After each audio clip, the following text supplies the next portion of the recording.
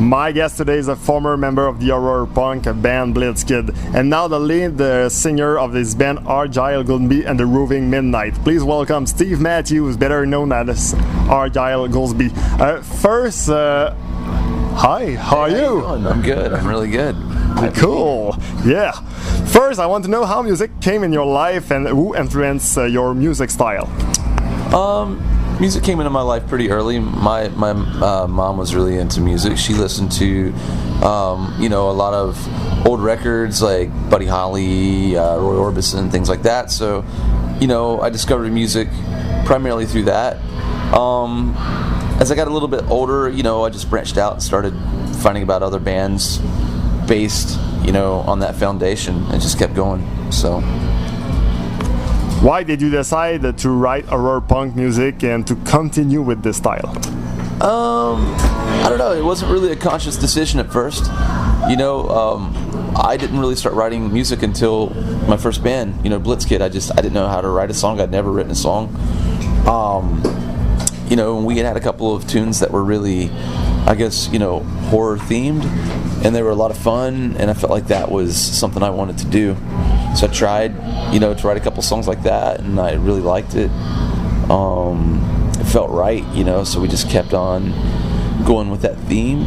And as far as why I continue to do it, it's just, I like it. It's my wheelhouse, I feel comfortable doing it. So, yeah. Blitzkid played for around 15 years. When you take a look back at this time of your career, are you surprised with the success of the band and all your accomplishments? Yeah, I'm really surprised because we didn't think anybody liked us. You know what I mean? Like when we first started, nobody came to see us. You know what I mean? We would have to go to open mic nights and crash open mic nights, and we loved what we did, and I guess like that caught on. People saw that we loved it. And it just continued to progress from there, and I guess eventually turned into a career. Do you know what I mean, for us? So yeah, when I look back on everything and I see people remembering us and citing us as an important band for the genre, it does surprise me. But it doesn't. At the same time, it doesn't, because we worked really hard. Do you know what I mean? It'd be one thing like if we didn't care, and then people still remembered us, I would be surprised. But, we worked really hard. And we didn't work so we would be popular, we just worked because we loved it. But either way, it worked out in the end, So. Tell me something. We're gonna talk about one of your songs, Pretty in the Casket. Can you tell me what is the reason the fans love this song so much? I don't know. I just know that we would get murdered if we didn't play that song. So that was on the set list. Sometimes we'd play it twice. People would be like, play it and like get here earlier next time. They're like, I just got here. So there's been times we played it twice. Not just that song. There's a few others, but yeah, that one I don't know why. I think it's just catchy. You know what I mean? I think it's just easy to remember. It's an earworm. I feel like a lot of our stuff in a way was kind of in that formula. Not to mean that it was all like good or like hits or whatever, but we just kind of wrote in that style. So, but I mean, I'm just happy to have a song like that. I'm happy that there's a song that people, associate with the band. That's really all you can ask for. So. I think you played in the last show, Save Me Tonight, so I want to hear you about how the reaction. I think people like that song. That song wasn't anything that I sought out to cover. There was a compilation by a record label called Horror Hound Records, and the whole premise was they were having horror punk bands cover classic songs from soundtracks on 80s horror movies. And they gave me that song. I didn't pick it. They gave it to me. And at first I didn't really know what to do with it. I had a lot of trouble with it. And then like the 11th hour, at the last minute, I just changed the tuning around a little bit and, tried to approach it from a different angle than I had been working on that entire evening in the studio. And the finished product is what it is. And you know, I think a lot of people like it because it's different. It's not typical, you know what I mean, of, I guess, what I write, even though those influences are in my music. This one's like a definite, like, you can trace that one right back to an 80s, like a 1980s rock and roll sound. So we play it live too, you know, from time to time, and it translates well. So I'm happy to have that song in my catalog now, you know. I'm proud of it. I want to hear you about how the reaction, what is the reaction of the fans when you decide to start a new project, when you decide to go with the project, Goolsby and the Roving Midnight? It was pretty positive, you know. I took some time off after Blitzkid for a little while, you know, just to kind of like reset everything, and you know, it was a lot of work. Took a break and just felt like it was time to do it again. And you know, I didn't really know exactly where I was going with it. You know, I just knew I wanted to start playing music again, and I wanted to call it something. And I had a bunch of songs that I had written over the years, some of them as far back as Blitzkid, that didn't really fit to the whole aesthetic or the sound that I worked on. And, you know, that was my first EP, and then I put another EP out. And then by the time I decided to do the band, you know, the Roving Midnight, I combined those together into one recording, Saturnalia of the Accursed, and began recording Darken Your Doorstep, which I feel like is a little bit more of a better representation of, you know, what I'm doing. So it was positive. You know, I think a lot of people, when they first heard it, you know, everything gets compared to Blitzkid, and that's fine. They're like, oh, it's not like that, it's not like that. It wasn't supposed to be originally, or even really now for that matter. But I think when Darken Your Doorstep came out, people were like, oh, okay, I get it. You know, I think it had a little bit more of a grasp on it, you know. So I know it's important for you to create an ambience for the crowd during your concert because you disguise yourself in a vampire or a zombie.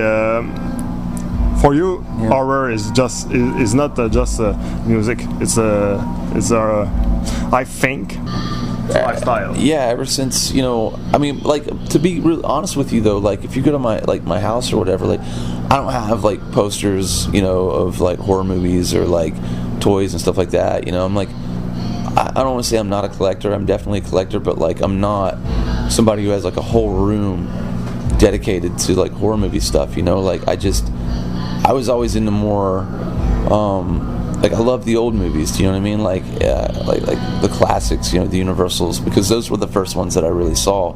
And then I saw the silent horror movies, you know, like Nosferatu and the Golem and Metropolis, and I was really into those.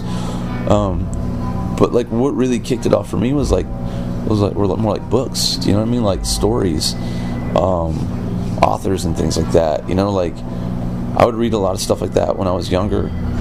And some of it probably out of my really like level of reading at the time. Like, a lot of stuff I didn't really get, but you know, I could understand the images. Do you know what I mean? And that's what became really attractive to me when I started writing this kind of music. Was I kind of drew upon that style, you know, of horror, I guess. You know, kind of literary, I guess, in a way. You know what I mean? Like, I like to create a setting, you know what I mean, and a story sometimes.